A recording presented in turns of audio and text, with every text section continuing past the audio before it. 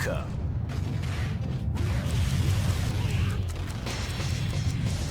This is the tournament for the new millennium. You'll experience the most exciting battle in history. Let's get ready to battle. Feel the intensity when power and technique collide. Crush the competition. A battle beyond your imagination. Let the martial arts madness begin. 2001 is the year we make contact. Welcome to the revolution. Capcom versus SNK 2. Millionaire Fighting 2001.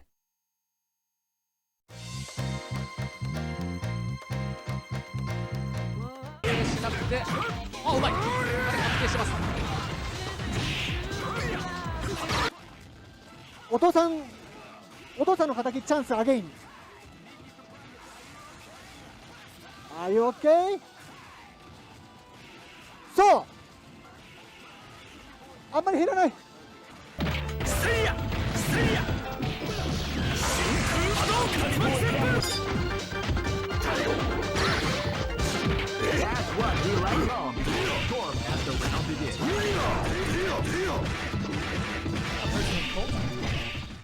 The next mechanic we're going to look at is the movement mechanics of CVS2.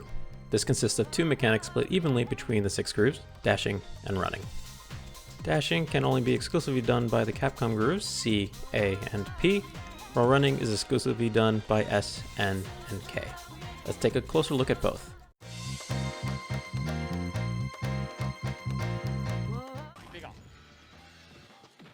おお。いやデビッドさんのような投げが。おお。レベル2レイジングで台風。ダッシュアッパー。Dashing overall is straightforward. You double tap forward toward your opponent and your character will dash forward in that direction.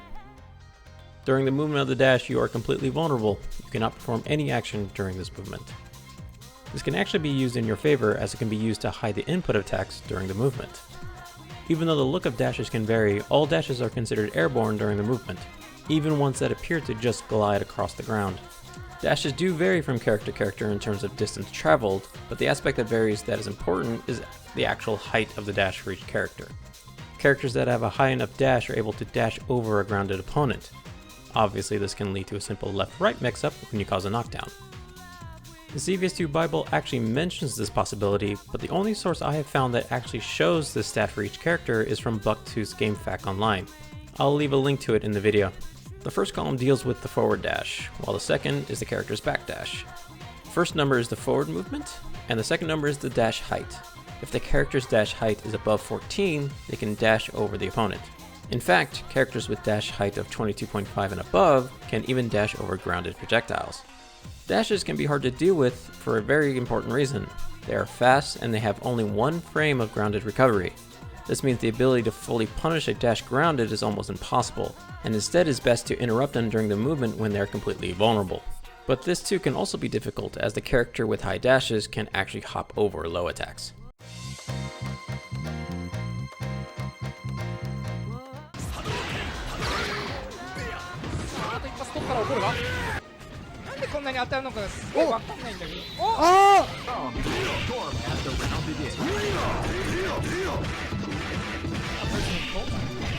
Running, like dashing overall, is very straightforward. You double tap forward and hold either forward or down forward and your character will begin to run. Being able to hold down forward means you can maintain a down charge during the run. Runs have 4 frames of startup and 14 frames of recovery when going to neutral. During the run, you are unable to block or just defend in the case of K-Groove. In the same way that dashes vary from character to character, run varies from character to character in how fast each character can run. And strangely similar to dashes, the only source I found to actually put a number to each character is from Buck2's GameFAQ.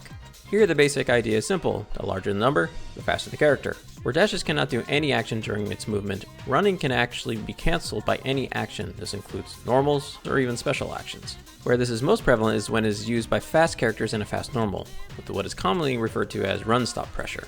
You start a run and cancel using a fast light attack, then restart the run and repeat as quickly as possible. This takes quite a bit of execution and practice as you need to restart the run each time after each attack. When done well, this essentially creates a fast stagger string against your opponent. And with enough practice and skill, one can even react and punish two opponents who attempt and fail to interrupt the pressure. Obviously, this can lead to a simple mix-up of continuing the string or going for a throw, but it needs to be known that throws cannot be done during the run. You must come to a complete stop before you are actually able to throw. Another quick aspect is that any jump during the run will result in a super jump. Unlike dashes, all runs are considered grounded during the run. Except one.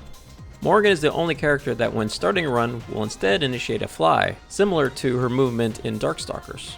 Just as before, she can cancel this fly at any point, but just like before, she cannot block or just defend during this run. During this fly, instead of doing a super jump, Morgan will do a quick fly up instead.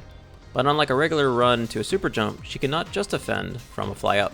This allows Morgan to make quick overheads and create unique mix-up opportunities, but this means she cannot do any quick run lows like the rest of the cast. Dealing with runs can also be tricky since one is able to cancel out of the run at any point, but as stated before, you cannot block during a run, so it is possible to preemptively interrupt your opponent when they try to run. Dashing and running are pretty straightforward mechanics in terms of their use and execution, but I hope this video has given you some new insight into these mechanics. Thank you so much for watching, and I hope to see you in the next one.